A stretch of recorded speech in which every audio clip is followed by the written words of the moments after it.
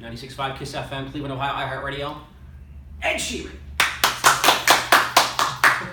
Good to meet you. You too. I feel like you're the light at the end of the tunnel. You're like the positive guy in the world of pop music. Everybody else seems to be losing their mind, especially on social media, Twitter, Facebook. Everybody's bickering and yelling and beefing, and you are just the calm amongst the storm. Thank you.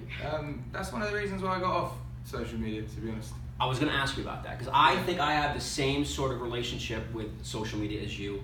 Kind of a love-hate thing. It's an amazing thing how we're all intertwined and connected, but at the same time, it's like, I think it's making people insane. I think it's absolutely making people crazy. And my wife, who's, by the way, she's the camera lady, she's heard me rant and rave about this. Yeah. I think we don't even know the ramifications of this. I think 25 years from now, I think we're all going to just be...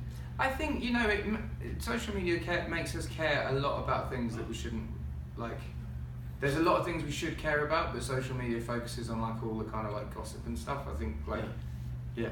It's all like here today, gone tomorrow. That's what I'm finding. If only everybody could have a head on their shoulders like Ed Sheeran, right? I mean, honestly. Thank you. I think it's the generation too, because it seems like the early 30s people and the late 20s people are like a little bit more, standoffish. But your generation, like you, Charlie Puth, another Atlantic Records guy, just really good, down to earth people who know music. First of all. Yeah, I haven't met Charlie, but I've heard a lot of good things. Oh, really? Yeah. Howard, introduce him. Don't pander Howard. He hates being on camera. I've heard lots of people say he's a really nice guy. And he knows his music too. Yeah. He knows his music. In fact, Howard, this guy over here, he's got some stories for you.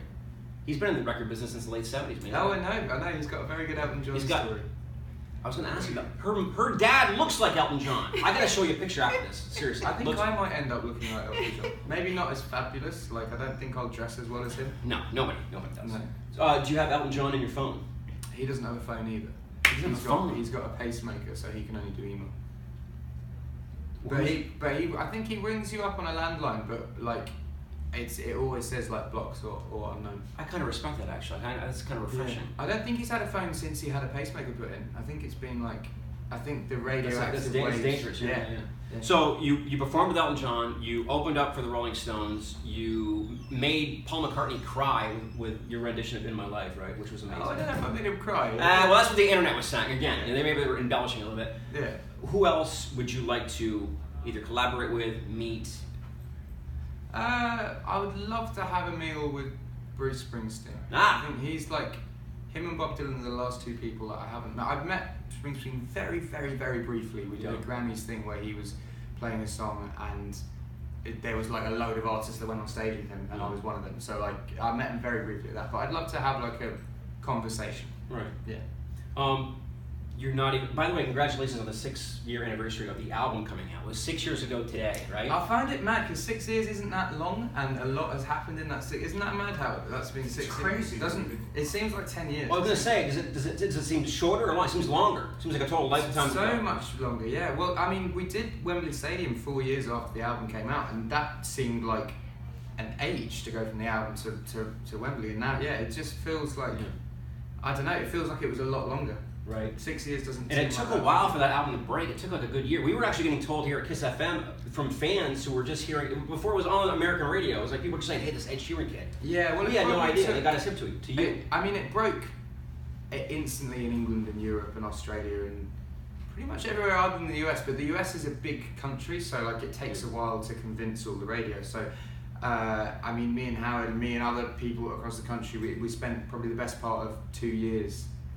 It was a grind. I don't actually even think that album broke. I think the second album broke. I think 18 broke, but I think 18 at Live House. That album only went platinum probably 2 years ago. That's awesome. So it took 4 years to go platinum. So happy anniversary for that. Thank you. Amazing.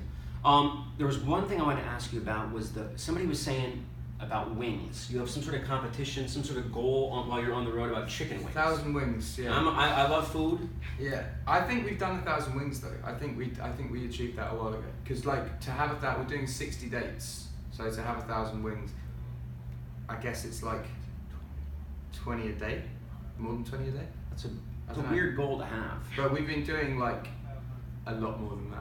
Any particular place you like? You do it for the Thai, Caribbean, mango, or just regular? Buffalo Wild Wings is one.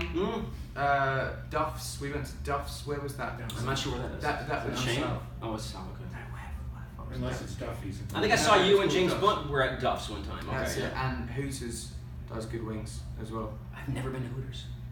Yeah, I wouldn't say you're missing out on like something that you have to do, but I personally like. Do you know what I like? It's so American. It's so American. So being there, like, it's just like wings, beer, girls, and it like we don't have anything like it in England. What is your all-time favorite food? I gotta ask you because I think you appreciate a good meal. I think anything Italian. Yeah. Italian, yeah, probably. Or do you know what? Like, I live in an area of London that has a very big Jamaican community, Caribbean community. Oh, right. So jerk chicken, plantains, curry goat, like that.